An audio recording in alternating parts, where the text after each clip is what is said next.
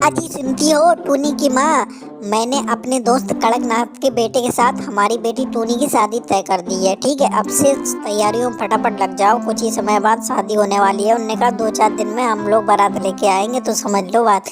उसके बाद टूनी के पापा और उसकी माँ शादी की तैयारियों में लग जाते हैं, गहने वगैरह इन सब चीज़ों में लगे रहते हैं। टूनी भी बहुत खुश थी, वो अपने दोस्त से कहती है मेरी शादी होगी ना, मैं अपनी सास की खूब सेवा करूंगी, वहाँ हंसी खुशी रहूंगी, सब ना तुम देखियो बहुत मजा आए। हाँ। ऐसे ही कुछ दिन बीत जाते हैं और टूनी की विदाई हो जाती है। डोली में बैठकर टूनी दुल्हनिया बनकर अपने ससुराल पहुंचती है, तो उसकी सासू माँ उसकी आरती उतारती हैं और उसका पति कालू भी उसे देखकर बहुत खुश होता है। इस प्रकार से उनके कुछ दिन तो बहुत अच्छे गुजर जाते हैं। टूनी की शादी कुछ ही दिन हुए थे, उसके ससुर की मौत हो जाती है और वो गुजर जाते हैं। उसकी सास बहुत ज़्यादा बौखला जाती है और वो कहती है ये अपशगुनी चिड़िया है, इसे तुरंत ही इसे यहाँ से मार के भगाओ, मेरी बुद्धि खराब हो रही है, मैं तभी अंतिम संस्कार करूँगी जब तू इसे अब इसके मायके छोड़ के आएगा।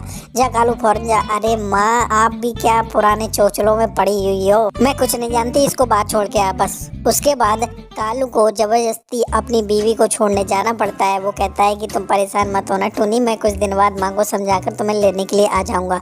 उसके बाद ऐसे धीरे धीरे समय गुजर जाता है, तो कालू की माँ की तबीयत बहुत ज्यादा खराब हो जाती है और उसे कुछ समझ में नहीं आता क्या करे। वो अब जाकर अपनी बीवी को बुला लाता है। तो इस प्रकार से टूनी अपनी सास की खूब सेवा कर अपनी बहू की सेवा से गोरी तो एकदम चकाचक और ठीक हो जाती है और वो अपनी बहू से कहती है बहू मुझे माफ करना, मैंने तुम्हें बहुत ही गलत समझा था, तुम बिल्कुल भी अपशगुनी नहीं हो, तुम तो बहुत अच्छी हो, तुमने तो मुझे मरते हुए से बचाया है, ज्यादा सेवा करने वाला मुझे कहीं और दूसरी बहू नहीं मिल सकती है। इस प्रकार से टूनी की सास टूनी से बहुत खुश होती हैं और वो कालू के सामने उसकी तारीफ करती हैं कि मेरी बहू तो सबसे अच्छी है, लाखों में एक है, अब से ये यहीं रहेगी और ये घर की चाबी है, इस घर की जिम्मेदारी भी टूनी तुम्हारी है। वो मना कर देती है माँ जी मैं कोई जिम्मेदारी नहीं संभालूंगी, आप ही संभालो। इस प्रकार टूनी अपनी सास की नजरों में और पति की नजरों में हीरोइन बन जाती है। हमेशा अपनी कमियों को दूसरों को सेवा देकर पूरा कर देना चाहिए।